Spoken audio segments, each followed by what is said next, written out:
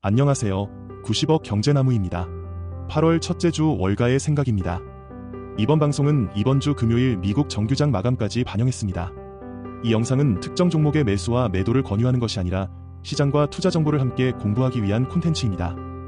투자 결정은 충분히 확인한 뒤 본인의 판단에 따라 해주시기 바랍니다. 영상이 도움이 되신다면 구독과 좋아요 부탁드립니다. 이번 주 미국 증시는 숫자만 보면 조금 이상했습니다. 금요일 나온 미국의 7월 비농업 고용은 시장 예상과 완전히 반대로 나왔습니다.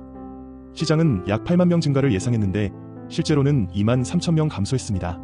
그런데 S&P 500은 떨어지지 않았습니다. 오히려 금요일 약 0.6% 상승하면서 사상 최고치로 마감했습니다. 한 주로 보면 S&P 500은 약 3.6%, 나스닥은 약 5.2% 올랐습니다. 고용은 마이너스인데 주가는 신고가. 이런 일이 벌어졌을까요? 시장은 고용 숫자 자체보다 그 다음에 올 연준의 행동을 먼저 계산했습니다. 고용이 이 정도로 약하면 연준이 9월에 금리를 다시 올리기도 부담스러워집니다. 실제로 시장이 반영한 9월 금리 인상 가능성은 일주일 전 60%대 중후반에서 금요일에는 40%대로 내려왔습니다. 그러니까 이번 금요일 시장은 이렇게 받아들인 겁니다. 고용은 좋지 않았지만 이 정도라면 금리 부담은 조금 줄어들 수 있겠다. 여기에 먼저 반응한 거죠. 그런데 이번 주 시장을 더 재미있게 만든 건 따로 있습니다. 같은 신고가를 보고 있는데 월가의 주요 인물들이 보는 곳이 완전히 달랐습니다. 먼저 스콧 럼너입니다. 럼너는 시타델 시큐리티즈에서 주식과 주식 파생 상품 전략을 담당하는 사람입니다. 이 사람은 기업 하나하나보다는 시장 전체의 돈이 어떻게 움직이고 있는지를 많이 봅니다. 레버리지가 얼마나 쌓였는지, 투자자 포지션이 한쪽으로 너무 몰려 있는지, 지금 시장을 밀어올리는 돈이 얼마나 과해졌는지를 보는 사람이죠. 그래서 럼너가 7월 조정을 바라보는 시각이 흥미로웠습니다. 많은 사람들이 급락을 보면서 강세장이 끝나는 것 아니냐 이런 걱정을 했는데 럼너는 정반대로 봤습니다.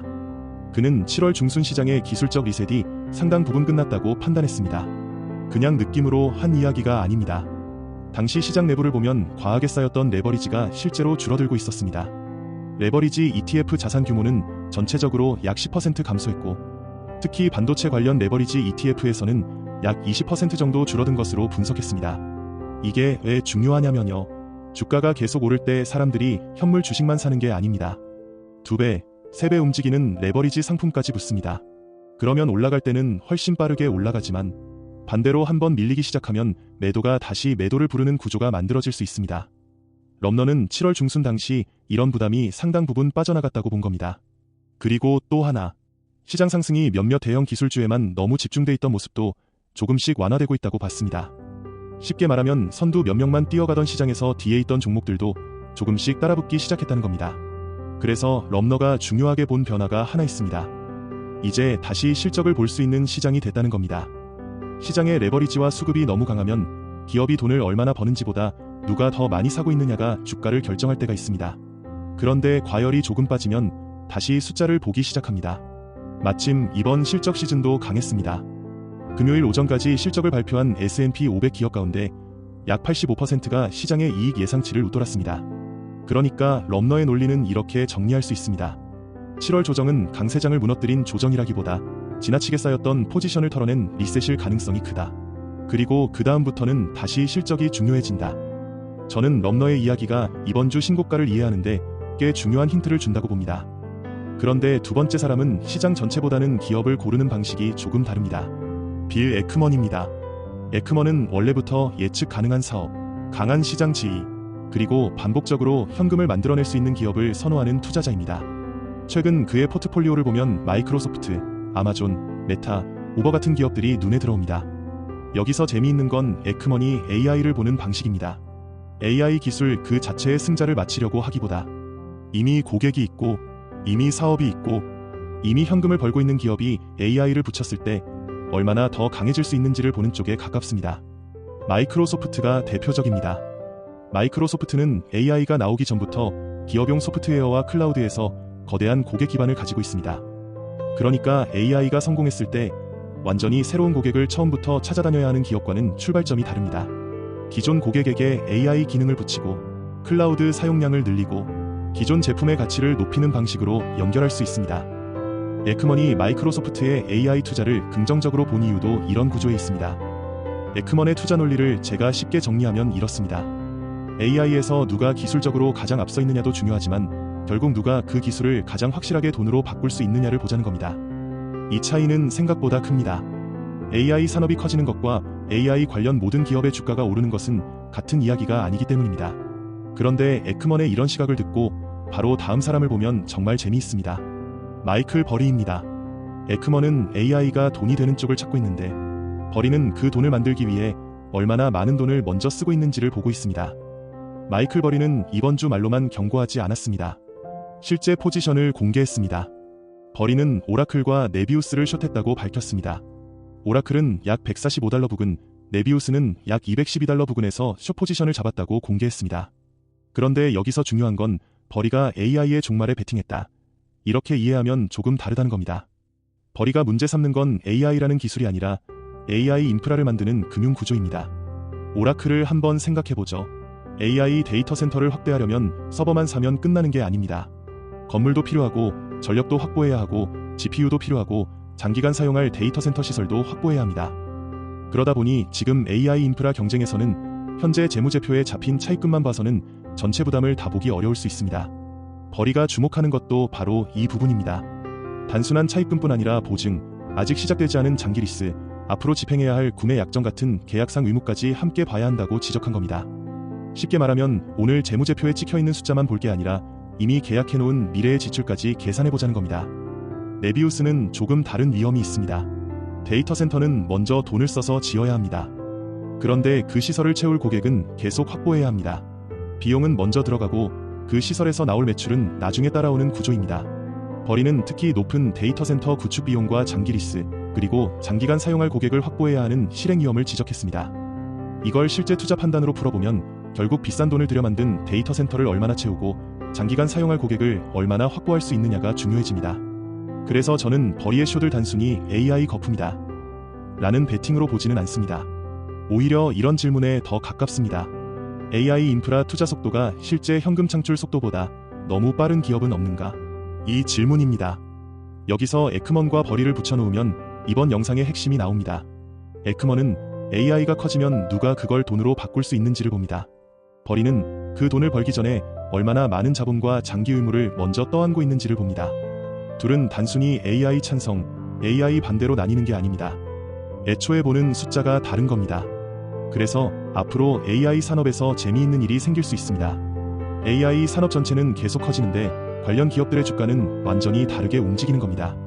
자, 그런데 여기까지는 주로 기업 얘기였습니다. 이번에는 다시 시장 전체로 돌아가 보겠습니다. 톰비입니다. 톰비는 여전히 상당히 강세 쪽입니다. 최근 그는 S&P 500이 8월 중 7,800선까지 갈 가능성을 이야기했습니다. 연말에는 8,000을 웃도는 수준을 전망하고 있습니다. 금요일 S&P 500이 약 7,758에서 끝났으니까 8월 전망만 놓고 보면 이미 거의 다 왔습니다. 그런데 중요한 건 목표 숫자 하나가 아닙니다. 톰비가 왜 아직 강세를 유지하느냐는 겁니다. 그가 보고 있는 첫 번째는 기업 실적입니다. 주가가 많이 올랐는데도 기업 이익이 예상보다 강하게 나오고 있습니다. 두 번째는 시장 내부입니다. 최근 조정을 거치면서 일부 과도한 레버리지와 포지션이 정리됐습니다. 여기서 럼너와 톰비의 시각이 연결됩니다. 럼너는 7월 중순 당시 시장 내부의 포지셔닝 부담이 크게 완화됐다고 봤고 톰비는 그 이후에도 실적이 버티고 있기 때문에 시장이 다시 힘을 받을 여지가 있다고 보는 겁니다. 그리고 이번 금요일 고용보고서가 여기에 금리라는 재료를 하나 더 붙였습니다. 7월 비농업 고용은 23,000명 감소했습니다. 그런데 실업률은 4.2%에서 4.1%로 내려갔습니다. 겉으로 보면 좀 이상하죠. 일자리는 줄었는데 실업률도 내려갔습니다. 여기에는 노동력 규모가 줄어든 영향도 있었습니다. 그래서 실업률 하나만 놓고 노동시장이 좋아졌다고 보기는 어렵습니다. 시장 역시 그렇게 해석하지 않았습니다. 금요일 시장이 본 것은 한 가지였습니다. 고용이 이 정도로 약하다면 연준의 추가 금리 인상 가능성은 낮아질 수 있다. 그래서 고용보고서가 좋게 나온 게 아니라 고용보고서가 금리에 미칠 영향이 주식시장에 우호적으로 받아들여진 겁니다. 다만 톰비의 강세 논리에도 선이 하나 있습니다. 고용이 조금 식는 것과 고용이 무너지는 것은 완전히 다릅니다. 지금은 시장이 전자를 보고 있습니다. 그런데 고용 악화가 계속 이어진다면 그때부터는 금리 부담 완화보다 경기 침체 우려가 훨씬 커질 수 있습니다. 그래서 이번 주 신고가를 보면서도 다음 데이터를 같이 봐야 하는 이유가 여기에 있습니다. 자, 네 사람을 놓고 보면 그림은 생각보다 명확합니다. 스콜업너는 7월 조정으로 시장 내부의 과열과 포지셔닝 부담이 상당 부분 완화됐다고 봤습니다. 빌 에크먼은 AI를 실제 현금으로 바꿀 수 있는 기존 강자를 보고 있습니다. 마이클 버리는 그 반대편에서 AI 인프라를 만들기 위해 쌓이는 장기 의무와 자금 부담을 보고 있습니다. 그리고 톰 리는 실적과 시장 내부 흐름이 아직 무너지지 않았기 때문에 전체 시장의 강세가 이어질 가능성을 보고 있습니다. 저는 이번 주만 놓고 보면 강세 쪽에 조금 더 가깝게 생각합니다. 기업 실적이 아직 버티고 있고 럼너가 7월 중순 확인했던 시장 내부의 과도한 포지셔닝도 상당 부분 완화됐습니다. 그리고 약한 고용에도 S&P 500은 신고가를 만들었습니다. 다만 버리의 경고도 무시할 이야기는 아니라고 봅니다.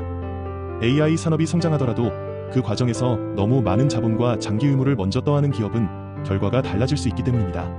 그래서 지금부터는 AI 전체가 끝났느냐 아니냐보다 어떤 기업이 실제 돈을 벌면서 살아남느냐가 더 중요해지는 시장으로 가고 있다고 봅니다. 그리고 다음 시험은 바로 7월 CPI입니다. 미국 현지 시간 8월 12일 오전 8시 30분, 한국 시간으로는 8월 12일 밤 9시 30분에 발표됩니다. 이번 주 시장은 약한 고용을 보고 금리 부담이 줄어들 가능성에 먼저 반응했습니다.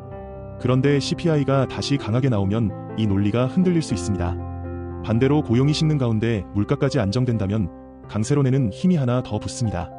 그래서 다음 주에는 복잡하게 볼 필요 없이 CPI와 미국 국채금리, 저는 이 두 가지를 먼저 보겠습니다. 그리고 그 상황에서도 반도체와 대형 기술주가 버티는지 확인해 보겠습니다. 이번 주 제 판단은 이 정도입니다. 저는 아직 강세 흐름이 완전히 끝났다고 보지는 않습니다. 다만 이제 AI라는 이름만 붙었다고 관련 기업들이 모두 같이 올라가는 시장은 점점 지나가고 있다고 생각합니다. 다음 주 CPI가 이 흐름을 이어줄지 아니면 다시 금리 걱정을 꺼내게 만들지 살펴보겠습니다. 도움이 되셨다면 구독과 좋아요 부탁드립니다. 90억 경제나무였습니다. 감사합니다.